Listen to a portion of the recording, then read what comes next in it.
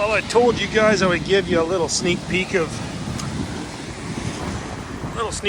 where I spend the rest of my time when I'm not out in the mountains or out in the wilderness. I am right here. Check this out.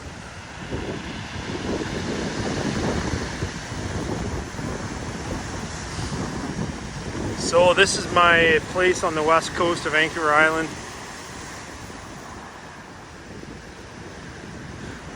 Where I've got my cabin, my family cabin.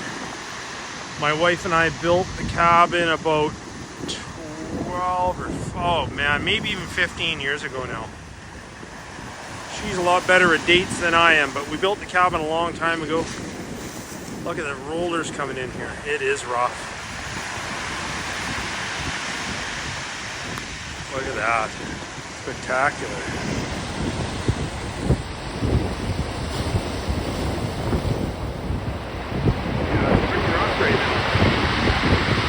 Stormy December. So anyways, yeah, we built our cabin out here quite a few years ago, and we absolutely love it out here.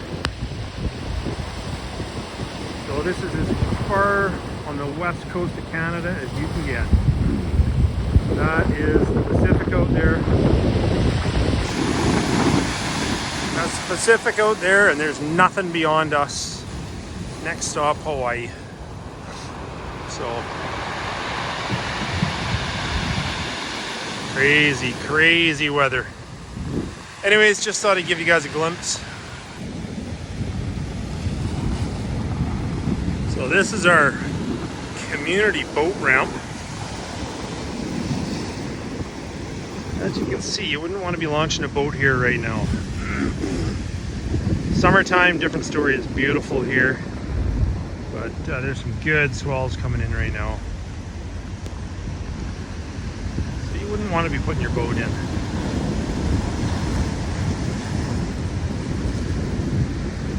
And there's a nice little sandy beach here. Of course you can't see it right now. That's a big roller. Holy shit. There's some big ones coming in here today. You can't see the beach right now because it's too stormy. But beautiful sandy beach.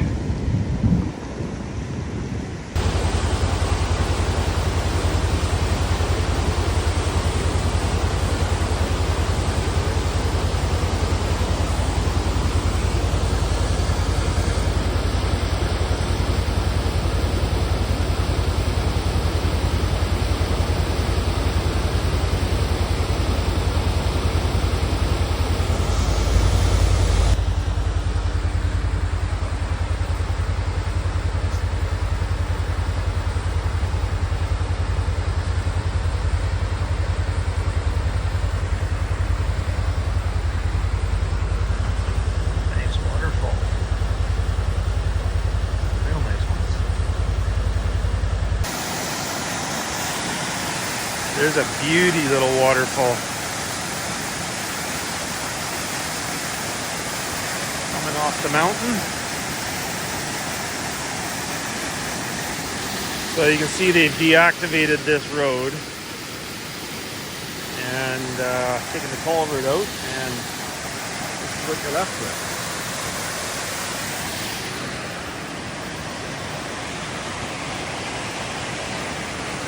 We were thinking about trying to get by, but I don't think we can.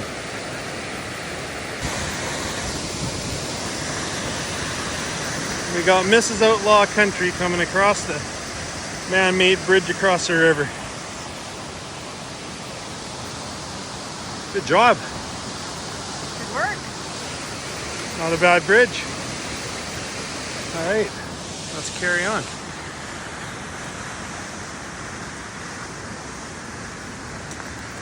We just thought we'd go for a little stroll, probably, I don't know, this one, up. Go for a little stroll up the hill here and see what we can see.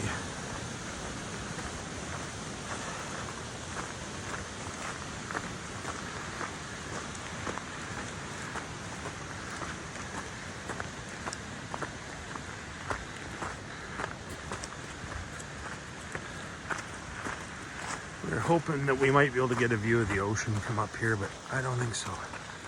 It's pretty socked in. These are some damn rugged, high, steep mountains in here. You can't really see anything, but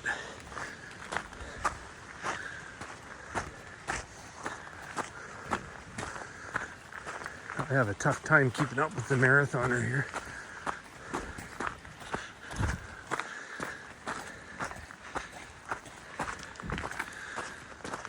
I'll get a bit of video from the top.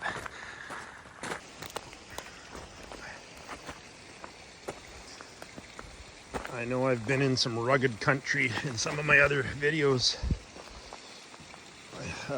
and I'm not taking anything away from those mountains that I was in, but these mountains here,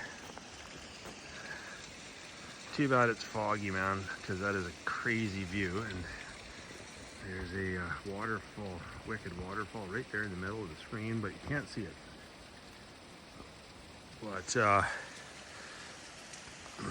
this right here, this is wicked, high, steep, rugged country. There's the road way down there. You can see the mountain, like, see how steep it is. This slope here. This slope here is more than 45 degrees. Like, look at this here. Isn't that insane? That little tiny bit of blue sky above us, it might break. It might clear up enough that you guys can see. So down that draw there, that valley there where that waterfall is, sort of right in here, that's where my wife and I went for a hike. There's a lake back in there, and there's a canoe and a little aluminum boat on that lake that they must have packed it in there or dragged it in or whatever, and you can go in and use it and go fishing and stuff. But anyways, on that road, it's a road trail, so you can't drive on it, but that's where we saw the herd of elk, big herd of elk. So it'd be cool to see them, but who knows if they're still there or not. Anyways, just thought it was worthy of a little bit of video for you guys. We're gonna carry on. Catch you later. Just cleared up a little tiny bit more, but it's still pretty socked in. But yeah, so back in there, right in there, right in that little draw there, that's where the lake is. And the trail to it, every time I put my finger in front of the damn camera, it goes blurry, but the trail goes sort of underneath that waterfall there, all the way back and then up into that draw. And there's a beautiful lake there. Fished it a few times. I thought I might have seen the herd of elk, so I ran back to the side-by-side and grabbed my binoculars, but nope, no elk.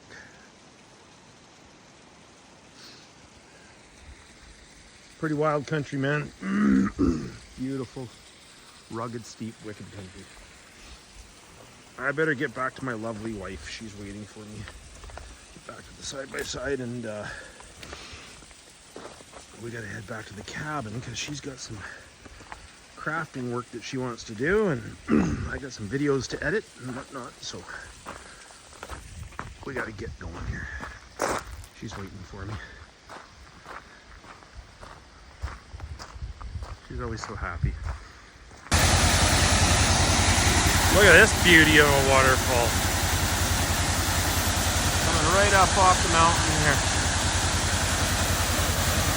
So nice.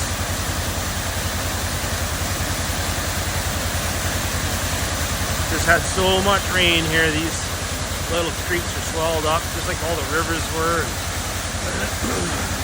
Pretty nice though.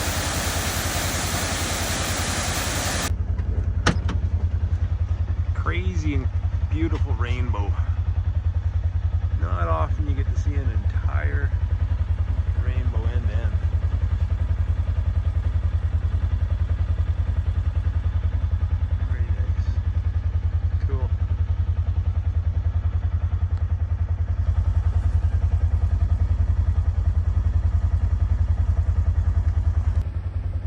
there's a nice view of the cabin. So we've got the main cabin to the left there. It's a typical kind of West Coast style cedar post and beam. I'll show you inside a little bit. And then I built that 2-story shed there. Bottom half's concrete with just wooden doors, top half stick frame cedar. Mimic the cabin, and so I've got my fish cleaning quarters and storage for some toys underneath there, and my fish cleaning table, and then above that's some more living quarters for guests when they come up and whatnot. So we just got on grid here a few years back. Up until a few years ago, it was off grid solar, and all we have is hydro now. We have hydro, so we have power, but we got pump and haul sewer, and we collect water off the roofs into a cistern and treatment plant and all that good stuff. So anyways, we'll give you a little shot of the inside of the cabin here. So it's a bit of a mess, but this is the bottom part of the shed, and I just got a stainless fish cleaning table here. I keep my crab and prawn traps in here, and some of my fishing gear, and my wife's paddleboard and kayaks and whatnot. So yeah, a little bit messy, but whatever. So this is up top at the cabin. I poured a stamped concrete patio all the way around the cabin, and big area out front of the cabin. And yeah, I actually poured this concrete myself. I did most of the work on the entire cabin myself, from building the cabin to did that rock work and the cedar, and poured the concrete, and yeah, pretty much everything else. It took us about a year and a bit to build everything, and you know what? It's probably 2 years by the time all was said and done. And then in here is the guest quarters. So my wife has decorated it beautifully. It's got whitewash tongue and groove pine that she's done a little bit of whitewash and staining on. And this bed, I started building this bed a little while ago. It's out of logs from here. This is alder. They're out of alder. So I cut them, dried them, peeled them, and then I doweled them, and they're my intent is to build a bunk bed. So that pole goes right to the wall, or to the ceiling. My intent is to build a bunk bed here. I just haven't quite finished it yet. But yeah, it's nice little, there's a queen bed there and a little sitting area there, and we've got a little wood stove, electric not wood, electric stove that we throw in here. That's nice ambiance and gives it a little bit of heat. So yeah, we got a place for people to come and visit us. Here they came off. So there's the outside of the cabin, and then there's around the other side. Got a little gravel area with picnic table, and there's my Stelly girl. There's my Stelly. She lays on the couch and looks out the window and waits for us to come home. What a girl. Anyways, okay, so let's do a quick little rundown on the cabin. Stella girl, what are you doing? She's like, am I on TV, Dad? So a nice little airtight wood stove, and I did stone behind it, stone on the ground there, and then in here is all pine. This is all pine, tongue and groove, not whitewash or nothing, just natural pine. And I've got some big, as you can see up here, some big fir beams. Big fir beams, so it's post and beam. I think those ones are 6x12s, and then that one's up there is a 10x16. That's a 10x16, that main one up there. And that sucker runs right out over the prowl, outside the house, out of the prowl. That's a huge beam. Those are fir. Those are all, hand-milled fir. And And then we've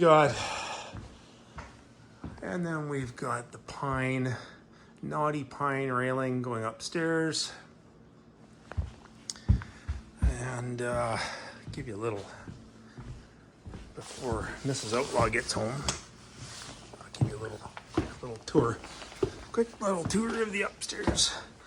So as I say, we built this as our retirement cabin, or home, whatever you want to call it. So upstairs here's got 2 bedrooms. So there's 1 bedroom there. It's all very rustic. We didn't want any drywall, so 1 bedroom there, closet area here, and another bedroom here. Exact same size bedrooms, nothing huge. And then this is just like an upstairs balcony area where I got my guitar hanging and my Whalen picture and my Whalen hat and my stone sheep. There's my stone ram down there. So anyways, there's the 2 main bedroom, or sorry, the 2 kids' bedrooms. And then kitchen area, little dining room area. They're very small.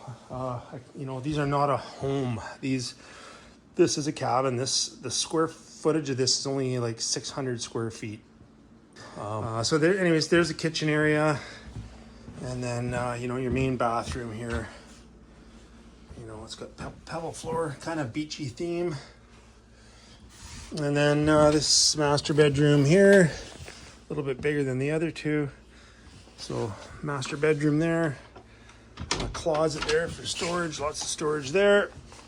And then we'll do a quick little downstairs. So we downstairs, they're just starting to finish this off now. It's been left unfinished until now. But anyways, I did the flooring down here and did the drywall and pine tongue groove on the ceiling, and did all this. We're gonna convert this area down here, room number 2, as you can see, kind of under construction. There's kind of like, so there's 3 rooms down here. I might as well show you the last one. What the hell, right? So this is just my mechanical room, right? Laundry, hang all my fishing gear. My scuba dive gear goes in there, some other shit in there, and this room's not done yet. I'm just sort of working on this one still. This one's done, we just haven't got it furnished yet. This one's done, just got a couple chairs in here for hanging out. So, anyways, that's the downstairs. That's the entire cabin, folks. I will show you the outside fireplace area, overhang area, but I ain't showing you that until we get a fire going out there, because it's pretty special. So I'll do a little footage out there maybe tomorrow night or something once we get a fire going. Always got the wood stove going in here. Beautiful heat. And cook our breakfast on there, steaks on there. Yeah, we have power, but we just like going old school a lot of the times. Well, I know I said I would show you guys the back covered patio after, but I thought, you know what, I better do it in the daylight. We'll get a clip when there's some fire going too later on. But so I built this after the cabin was built, and then I extended the stamped concrete deck. So this is all big fir post and beam, this is not fir, this is cedar post and beam. So yeah, it's all like 4 by 10 and 4 by 12 cedar, and then the ceiling part is all tongue and groove. And yeah, you can see. So I built this whole overhang myself as well. Yeah, milled the lumber, and took me a few weeks to get this built, and I did all these, cool little notches into the more decorative than anything. But and then I built those steel brackets, and those steel brackets up there, I don't know if you can see, yeah, those ones there to hang the rafters off of the house or cabin. And then yeah, so we built this sort of entertaining area and put a stainless steel kitchen out here. It's got a little sink, Little bar fridge, cooktop, nice big barbecue with rotisserie. It's got a grilling area, like there's a grill and a cooktop underneath here. Oh, that's nice. Yeah. So we spend a lot of time out here, and then here is the focal piece of this back area. All right, so that is a stone fireplace, and that sucker is big. I mean, big. Super big. Stainless steel chimney. Stone chimney part way up. Was planning on turning that upper part into a pizza oven at some point in time. This thing is 43 inches wide, 36 inches deep, 40 inches high, just to the top here. 40 inches high, huge opening. You can burn about a quart of wood a night in that sucker when you get it ripping. It goes through a lot of wood, but it's friggin' awesome, man. A lot of blood, sweat, and tears went into that fireplace. That fireplace alone took me about 2 months to build. The concrete, I think I put in 60 bags of concrete into that thing. Anyways, it turned out awesome. We spent a lot of time out here.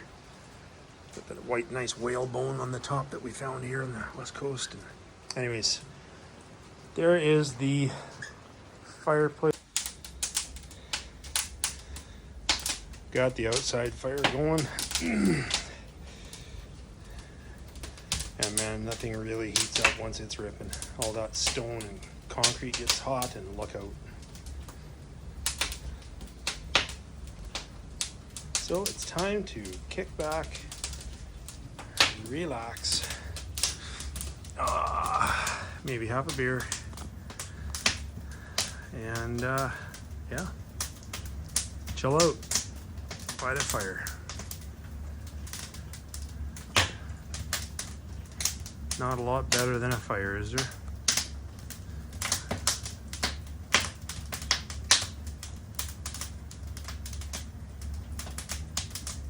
Anyways, I'll catch you all later.